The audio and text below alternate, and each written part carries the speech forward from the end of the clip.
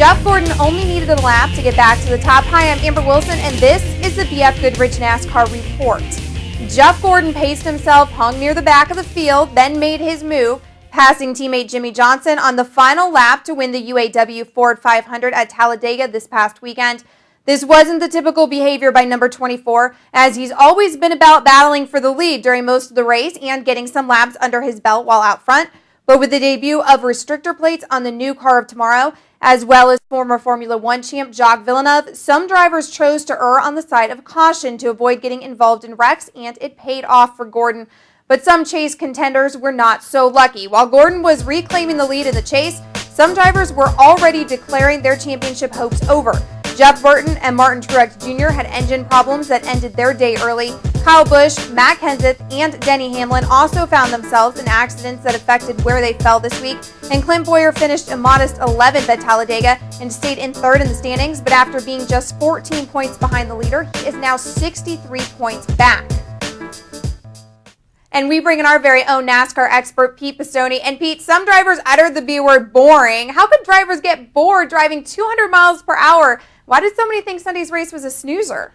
Well, in all honesty, and I know it sounds strange to you and I, Amber, but riding around in a single-file parade, even at 200 miles an hour, was boring for a lot of these guys. And Jeff Gordon, who won the race, he said so afterward, that riding around in the back and not being able to race for the lead in a pack like we've seen in the past at the restrictor plate tracks, Talladega and Daytona, was not what he wanted to do. Ryan Newman had comments about it. Matt Kenseth had comments about it. So it was a snoozer. I know I heard from a lot of fans who thought the same, and unfortunately that's the way the race will be remembered outside of that last lap pass that Jeff Gordon made to win for over his teammate Jimmie Johnson. I think fans are going to just remember this one as being kind of boring.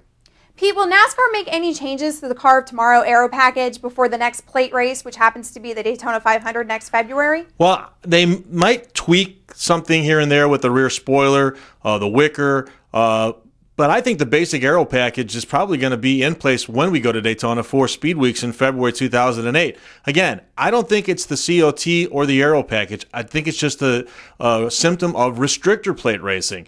Guys are not going to go out and try to pass or risk damaging their cars when they know they need to stay in line and be there at the end. And I think, unfortunately, that's going to be the norm here for the next 4 times we go restrictor plate racing in 2008 at Daytona and Talladega. Okay, Pete, it's looking to be a 2-horse race as we're approaching the halfway point in the chase. Will Jeff Gordon and Jimmie Johnson separate themselves from the rest of the pack, or will things get bunched up again? Well, I'll tell you, if Jeff Gordon and Jimmie Johnson continue to knock down top 2s and 3s like they've been doing here the last few weeks, it is going to separate fast.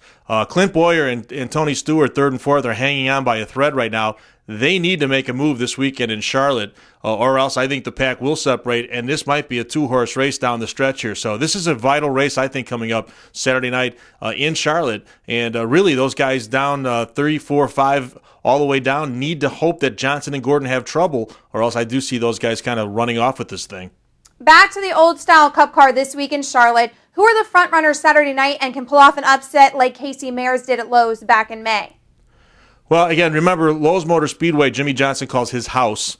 He's won there 5 times. I think he's certainly going to be in contention. Jeff Gordon has an average finish of 34th in his last 5 starts at Lowe's Motor Speedway, so that bodes well for some of the guys trying to make up some spots on the point leader.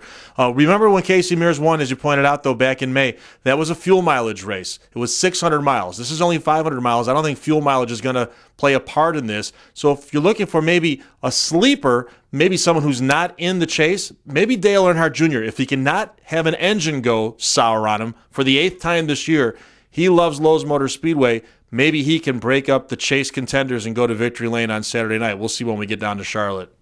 All right. Thanks as always, Pete. We look forward to hearing from you from Lowe's. Don't forget to tune back in next week when we take a look at Martinsville. But if you missed anything here today on the BF Goodrich NASCAR Report, stop, refresh, and rewatch. I'm Amber Wilson.